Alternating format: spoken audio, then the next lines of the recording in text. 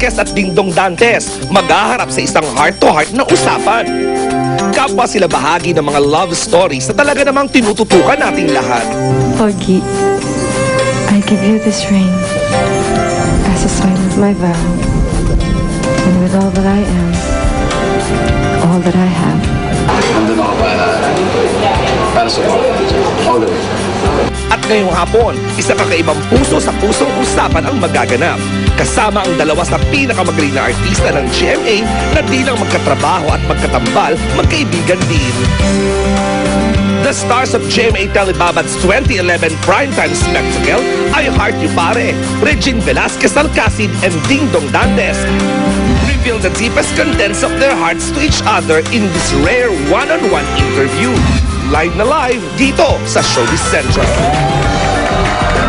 Mga kapuso, sabi nila marami silang alam tungkol sa isa't isa. Ngayon, sila na mismo ang maghaharap at magtatanungan. The stars of our Heart You Pare, Miss Regine Velasquez and Mr. Dingdong Dantes. One look and then you iba na. Hello. Good afternoon, hindi po kayo namamaligmata? Oo, nandito kami para magtanungan. Yes. So, welcome to Showbiz Central. Welcome, welcome. Welcome, Dingdong. Welcome, Regina. It's so nice for you to be here this afternoon. Yeah, thank you for How are you? I'm fine, thank you. How are you? Okay. Are you ready for your question? Yes, I'm ready. Handa ka na? Yes. Eto na. Your heart has dreamt of finding your one true love for a very long time. Now that you found the person na sinasabi mong, I heart you pare, ano ang masasabi mong pinakamalaking nabago sa buhay mo?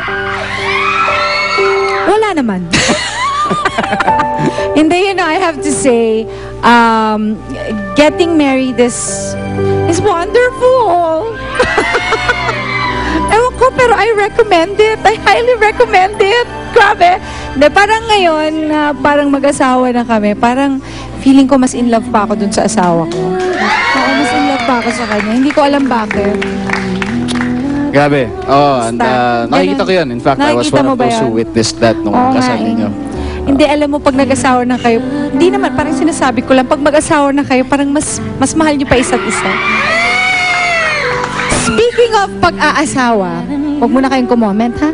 Dito lang kami, te. Kami ang host, okay? Speaking of pag-aasawa, ikaw sa tingin mo, kailan ba dapat lumalagay sa tahimik ang dalawang taong nagmamahalan? Kung kailan, well, siguro kailan, ang importante una dapat, dalawa kayo nagmamahalan. At talagang genuine yung pagmamahalan nyo na kahit saan pa yan, kahit ano pang mangyari, walang iwanan. Yes. Pero when it comes to settling down, yung pagpapakasal, I think it's a choice na kailangan dalawa kayo, handa kayong talunin ng cliff to another life, to a better life. Ang ganda naman ang sagot na yun. Oy, sumigaw kayo dyan. Yan. Okay, meron. Ha? Huwag naman, huwag masyado. Wait lang. Oo, yun. Tama yun. Tamed yung host eh. Tamed yung host. Tama yun. Kasi, getting married, I think, is a journey. A journey. Speaking of journey, ito naman, kamusta naman ang unang buwan ng journey nyo ni Ogie as husband and wife? Pwede bang mga detailed na kwento kung okay lang?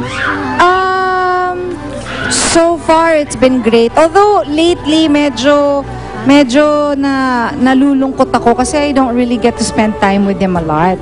So medyo nagigilty rin ako at the same time kasi hindi ko siya naaalagaan as much as I want to, pero binibigyan ko na lang ng cash. No, pero kumbaga sa isang linggo, ano ba yung mga activities na gusto nyo gawin together na talagang you hold it sacred na kailangan walang gagalaw nitong araw na to para sa inyo yun? So far, yung aming Saturday is medyo talagang pinapanindigan namin. Nag-church kami, tapos meron kaming parang marriage something, counseling something. Every Saturday we do that. So, tas gusto ko na nag-church kaming dalawa. Kasi importante yun na kung nasa isang relationship ka, dapat kasama dun sa relationship na yan si God. So, naniniwala ako doon and it'll make yung foundation nyo mas malakas. Like, kagaya sa amin, tuwing gabi nagdadasal kami pareho. So, sanay na ako ng ganun. And our Saturdays are, devoted na yun sa church. So, yun. ako dun. Okay. So, Sabado. Yan, Sabado. Okay, ikaw naman. Yes. Madami ka ng ginawang characters o marami ka ng pinlay na characters. So, sa tingin mo, gano'n nahahawig yung character ni Kenneth sa'yo, kay Ding Dong?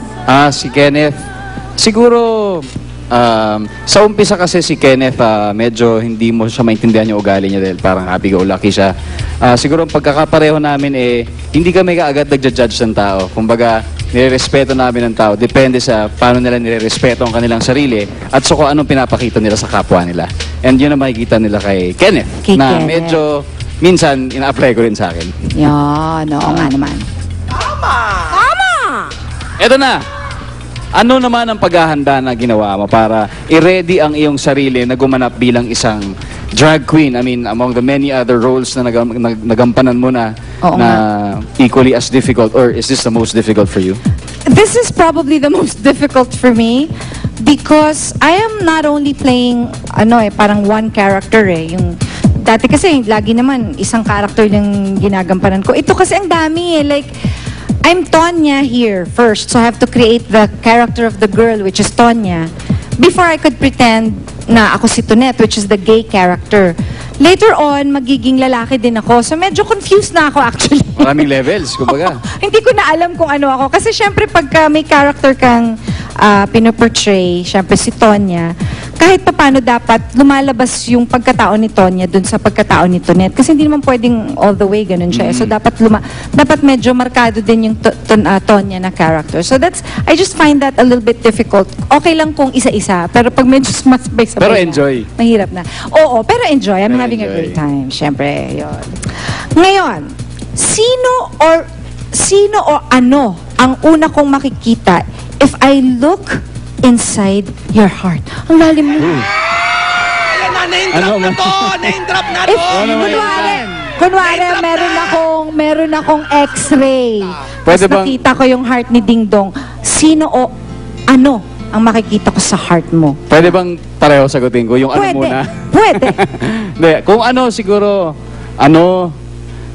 siguro ako, meron pa ako mga artery na hindi pa naman black. So, medyo feeling ko yung daloy ng dugo nun, medyo smooth pa at medyo gustong sumabog at pumutok dahil sa pagmamahal sa isang tao. And si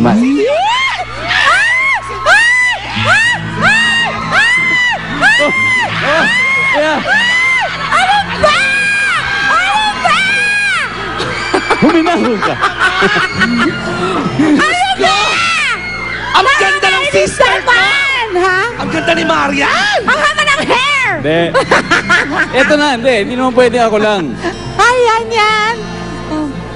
Hindi na kita tatanungin dahil alam naman nating lahat kung ano yung laman ng sayo. Pero, Oo nga. hindi speaking of course, pagganap ng mga roles na ganyan, di ba kilala naman si Ogie Alcacid sa Yes. pagganap na magaling na gay, di ba?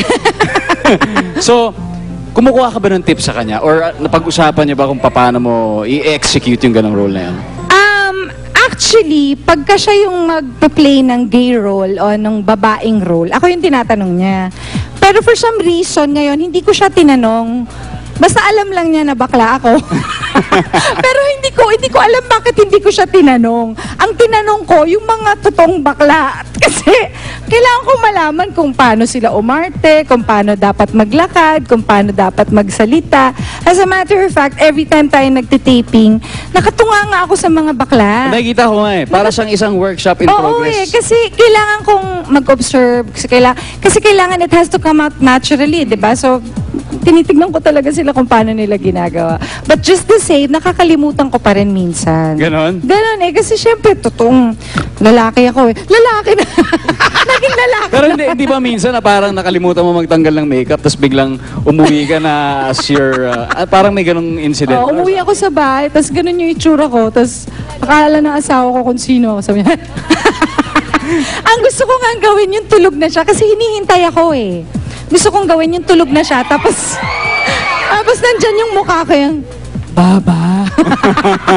Gusto ko yung ganun para akala niya may bakla lang talaga to.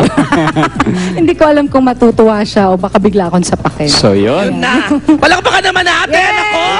In fairness, Regine Velasquez Alcacid and Mr. Ding Dong Dantes, it's full of paki-invite na! heart. Yes! Songbird, paki-invite mo na ang lahat ng mga fans mo all over the world. Go! Bago Yes. yan, imbitahan ko muna kayong lahat na bumili ng Yes. Kung gusto nyo pong malaman ang love story ni Regina at ni Audie. Ayan, it's all here. May copy na ako niyan. Ako, Yes. bili kayo. Tapos, syempre, I Heart You Pare. Alam niyo po, I've been doing soap for a long time, pero sobrang enjoy po kami talaga sa set na gumagawa nitong soap na ito. Kakaiba po siya at napakasaya po talaga. So, sana po panoorin nyo. Diba, Dong? Kita-kita naman natin, Mr. Ding Dong Dantes. Please invite na your mga fans mo. Go! Eto na, kung gusto niyo na isang romantic comedy, dito ko sa isang kakaibang love story na isang babae nagpapanggap bilang lalaki. At ang tanong, kung may in love ba yung straight na lalaking ito sa nagpapanggap na babaeng ito. So doon tatakbo ang kwento. Abangan nyo bukas na yan kasama ang maraming napakagaling na artista ng GMA. Yes. Ang I Heart You Pare, directed by Andoy Ranay at binibining Joyce Bernal pagkatapos ng Machete. Yes. Sa GMA Telebabad lang yan, syempre. At kung meron pala kayong fan page, doon, invite mo sila. Meron. Oo, I Heart You Pare at asia.com. Yun. May Twitter din sila, ang I Heart You Pare sa Twitter. Yeah. Join them and be updated. I Heart You Pare, ang Monday pinakabago. na po yan! At yung shoes ba na yun, Sa GMA ipaparaffle na ba Telebabad. natin? Hindi masyado. For Vicky Bello, thank you very Happy much. birthday yata to, hindi, hi lang. Thank you to Vicky Bello. Iniimbitahan ko lahat ng mga fans ni Ding Dong at ni Maria na manood ng I Heart You Pare. Lalong-lalo na ang mga fans ng Ogie Regine. Yung mga Donganatics, manood kayo And thank you very much to Thank you Showbiz so Central. much, Of course, guys. basta kayong dalawa Thank you so anytime. much. Yes. Join forces na lahat. ng Join mga fans. forces, And we can todo na. always- All our fans watch them. We can always tap Ding Dong pala or Regine pag isa sa atin ay absent. Correct. Pwede ba yun? Yes, pwede. Ako, magaling ako mangintriga bilang chismosa talaga ako. Ay, salamat naman ako ha. I Heart You Pare, bukas na po yan I mga Heart You kapuso. Pare! Hoy, naku, eto na kayo. Naku, Ayan. dyan Ano lang nangyari? kayo. Basta pagbabalik ng Showbiz Central, itong si Heart at saka si Daniel, at saka si Heart mismo, sasalang sa Don't. Napanood mo rin yung bagong Don't Lie to Me? Meron? Sasayaw ka na ba, Hindi na, Ex? naku, hindi na Buwis. sayaw. Ano na? Iniikot na buwis buhay na. Papunta na sa ospital. Ay, libo-libo rock pa. Manood kayong dalawa at kayo na rin sa pagbabalik ng Showbiz Central. Showbiz Central, thank you! Happy birthday, Wendy Tabusalia. Tomorrow, advance happy birthday.